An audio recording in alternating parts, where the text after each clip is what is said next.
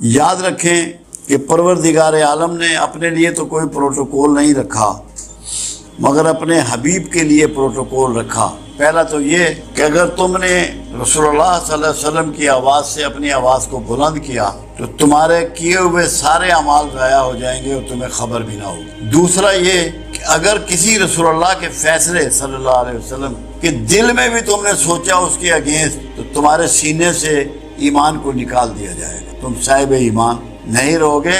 صرف تمہارے دل میں اتنا گمان آئے کہ جو فیصلہ رسول اللہ نے فرما دیا اس کی مخالفت، اس کے لیے ناپسندیدگی، تو تم میں ایمان نہیں رہے گا۔ تیسری چیز، دو چیزیں ایسی ہیں جو پروردگار عالم ہمیشہ قبول فرماتا ہے، باقی کوئی چیز رد بھی کر سکتا ہے۔ ایک توبہ اور ایک رسول اللہ صلی اللہ علیہ وسلم پر درود و شریف۔ درود شریف کو اللہ ہر حال میں قبول فرماتا ہے۔ یہ وہ کلمہ ہے کہ جس کو اللہ قبول فرماتا ہے، اور جب کوئی شخص درود شریف پڑھتا ہے تو وہ بنیادی طور پہ صبغت اللہ ہو جاتا ہے۔ کیوں؟ اللہ کی صفات ہے، اللہ کا طریقہ ہے، اللہ کی سنت ہے۔ اللہ خود درود بھیجتا ہے، اللہ خود رسول اللہ سے محبت کرتا ہے۔ تو رسول اللہ صلی اللہ علیہ وسلم کی محبت کرنا، درود بھیجنا، یہ اللہ کی سنت پہ چلنا ہے، صبغت اللہ ہو جانا ہے۔ اس کی بہت بڑی مرتبت یہ ہے کہ آپ اس فعل میں، یہ واحد فعل ہے جس میں مخلوق کے ساتھ خالق شامل ہے۔ آپ نماز پڑھتے ہیں، خالق اس میں شامل نہیں ہے۔ روزہ رکھتے ہیں، خالق اس میں شامل نہیں ہے۔ حج کرتے ہیں، خالق اس میں شامل نہیں ہے۔ کہیں اللہ نے نہیں کہا کہ میں روزہ رکھتا ہوں، میں نماز پڑھتا ہوں، میں حج کرتا ہوں۔ کہا کہ میں اور میرے فرشتے محمد رسول اللہ صلی اللہ علیہ وسلم پہ درود بھیجتے ہیں، اے ایمان والو تم بھی درود و سلام بھیجو، سلامتی بھی۔ ایک تو یہ وہ دعا ہے کہ کائنات میں اس سے بڑھ کے کوئی دعا اگر ہوتی تو اللہ اپنے رسول صلی اللہ علیہ وسلم کے لیے یہ چاہتا کہ وہی دعا دی جائے، رحمت کی، برکت کی، سلامتی کی۔ اس کا فائدہ یہ ہے جو چیز آپ ڈیلیور کرتے ہیں وہی آپ کو واپس ملتی ہے۔ ایک فائدہ یہ ہے، ایک تو اللہ راضی ہوتا ہے، آپ صبغت اللہ ہوتے ہیں، اللہ کی سنت پہ عمل کر رہے ہوتے ہیں۔ آپ جب رسول اللہ صلی اللہ علیہ وسلم پہ رحمت بھیج رہے ہیں، برکت بھیج رہے ہیں، سلامتی بھیج رہے ہیں، یہ سب کچھ آپ کی طرف لوٹایا جا رہا ہے، آپ کی طرف یہ لوٹتا ہے۔ آپ کو بھی یہ چیزیں نصیب ہو رہی ہیں۔ کیوں؟ کہ جو بھی یہ گفٹ اللہ کے حبیب کی طرف روانہ کر رہا ہے، اللہ اس سے راضی ہوتا ہے اور اس کو انہی چیزوں کے ساتھ برکات اور رحمت اور سلامتی پہنچاتا ہے۔ دوسرا، خود اللہ کے رسول صلی اللہ علیہ وسلم کا فرمان مبارک ہے کہ جو میرا درود ہے وہ مجھ تک پہنچایا جاتا ہے لوگوں کو والدین کے ناموں کے ساتھ، کہ فلاں شخص نے، یہ ماں کا نام ہے، یہ باپ کا نام ہے، آپ کو اتنی مرتبہ درود شریف پیش کیا ہے۔ یہ سب سے بڑی بات ہے کہ آپ کا نام رسول اللہ کے دربار میں رجسٹر ہو جاتا ہے کہ اس شخص نے، اس کی یہ والدہ کا نام ہے، یہ اس کے باپ کا نام ہے، یہ درود شریف مجھے بھیجا ہے۔ آپ کے دفتر میں وہ ریکارڈ کرتے ہیں فرشتے، وہ پہنچا دیا جاتا ہے۔ دوسری بات یہ ہے کہ خود آپ کا فرمان یہ بھی ہے کہ شب جمعہ، یعنی کہ جو جمعرات کی رات ہوتی ہے، جس کو شب ہم جمعے کی کہہ رہے ہیں کیونکہ ہمارے یہاں رات پہلے ہوتی ہے، میں خود سنتا ہوں۔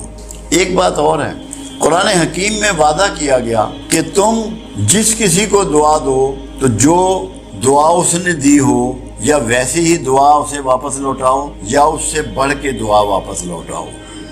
اب یہ قرآن کا قانون جو ہے، یہ قرآن کی صفت جو ہے، یہ قرآن کا آرڈر جو ہے، یہ رسول اللہ صلی اللہ علیہ وسلم کے لیے بھی ہے، سب کے لیے ہے۔ اس لیے جب کوئی شخص کملی والے پر دعا بھیجتا ہے، درود دعا ہی ہے، اور سلام بھیجتا ہے، تو رسول اللہ صلی اللہ علیہ وسلم بھی اس کے لیے دعائیں فرماتے ہیں، ریٹرن میں اس کو دعا عطا فرماتے ہیں، کیونکہ قانون کے، قرآن کے قانون کے عین مطابق۔ تو یہ جنت کی بشارت ہے درود بھیجنے والے کے لیے کہ جب تو رسول اللہ کے لیے دعا بھیج رہا ہے تو رسول اللہ صلی اللہ علیہ وسلم اس سے بہتر طریقے سے تجھے دعا لوٹا رہے ہیں، اور جس کا دعا گو رسول اللہ ہو جائیں اس کے لیے کوئی خطرہ نہیں ہے، کوئی دوزخ کا ڈر نہیں ہے، کوئی آگ کا ڈر نہیں ہے۔ انشاءاللہ اللہ کے ہاں اس کی مغفرت ہے اور اس کی بخشش ہے۔ تو درود شریف بخشش کی ضمانت ہے۔